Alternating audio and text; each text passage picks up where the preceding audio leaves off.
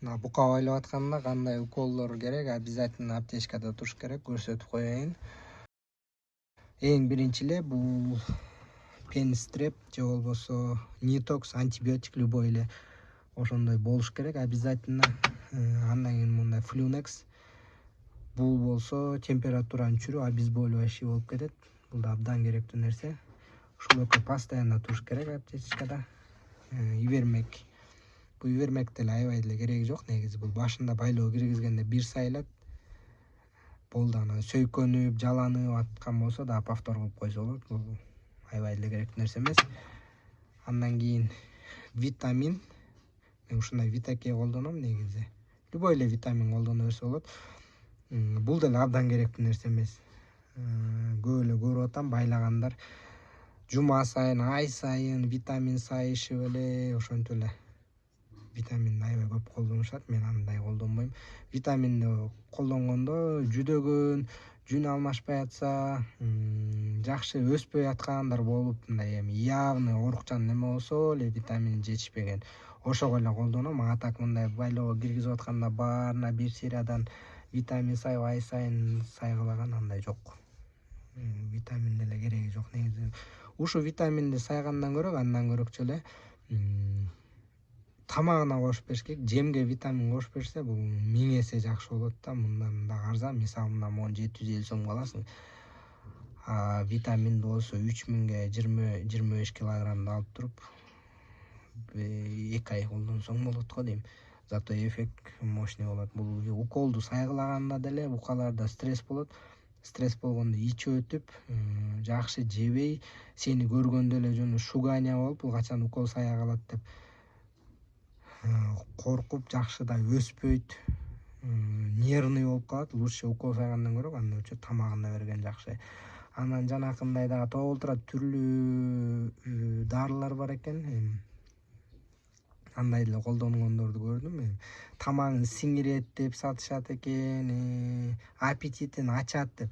Андан көрөкчү эле ошону сайгандан көрөк, жана кормовой неме бар, дрожь. Ошону кошсо эле бүттү, могу уколдун баарын басып өтөт да алчы.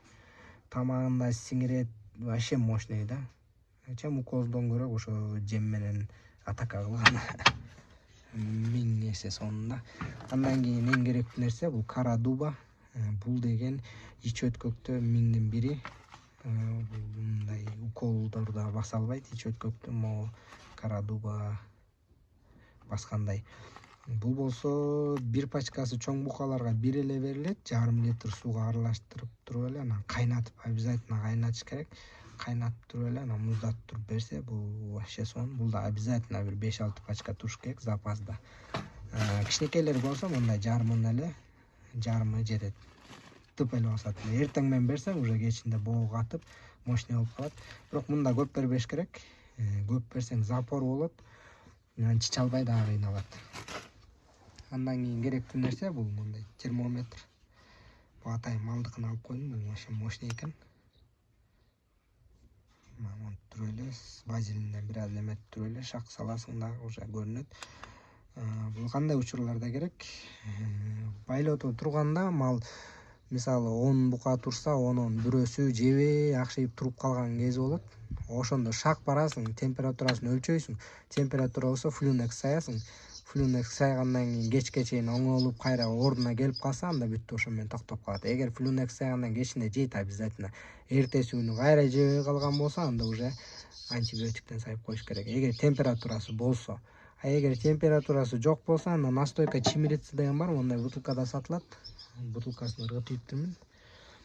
Ошону эле сууга аралаштырып туруп берсе эле, сразу эртеси күнү эле тып эле кайра ордуна келип эле мощный жеп баштайт да. Лучше укол колдонбой эле коюш керек. Эгер температура жок болсо, вообще укол сайбай эле коюш керек. Ошондой настойка эле болду жетет. Мындан башка эчтекенин кереги жок. Андан кийин дагы комментарийлер жазып тур, могу шприцти көрсөтүп койчу деп. Могу шприц бул деген жамбашка сайганда абдан керектүү неме. Бул шприцке дарыны сордуруп туруп эле, алыстан туруп туруп эле, сайып туруп эле, букаң ары бери кыймылдап атса деле, уже алыстан муну басып коесуң да, дарысы кирип кетет. Ушулаңгысы болсо мындай капельница системасы, могу бир компенсация системасы 30 сом турат, ошону 20 сантиметрдан эскирип калган сайын кесип ыргытып эле мындан жаңыртып коюп эле колдоно берсе, бул да абдан керектүү нерсе. Эми көп болгондо, мисалы 10 башка жанакындай шарп болуп калган кезде монтип ар бирөөнү барып сайгылагандан көрө муну менен тарс бардың, сайдың, кеттиң уже бат болот да. Андан кийин эң керектүүсү бул альбен. Бул дагы күндө бериле турчу нерсе эмес. Бул башына байлоо киргизгенде бир берилет, болду. Анан сөйкөнүп, жаланып аткан болсо да бир повтор кылып койсо болот, дагы болду. Андан башка элеге бериштин кереги жок. Анан чим спрей. Бул болсо жанакынтип бир жерин канатып, бир жерин сыйрып алган болсо сразу чачып коюш керек, болду. Ал сыйрып алганда да аларда стресс болот, тоже жем жебей эми байлоодо болот. Ким байлап аткан болсо билет. Бул да альбен. Анан мындай болгон Неоцидол.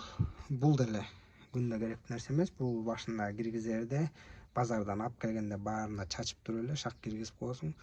Чтоб бит-сит, бүргө сүргөлөрдүн баарын өлтүрүп туруп, анан уже сарайга алып кирбеш үчүн ушундан колдонуп койсо болот. Болду го дейм, баарын эле айттым. Ким кандай дагы уколдорду колдонот, комментарийге жаза кеткиле. Омо витамин боюнча дагы жазып койгула, ким колдонот, жума сайын, ай сайын саясыңарбы же вообще эле жолотпойсуңарбы, кызыктуу болуп атат да. Негизи ушуну мен көп көрөм, витаминди аябай көп сайышат. Ошо видео жаккан болсо лайк басып, комментарий жаза кетиңиздер.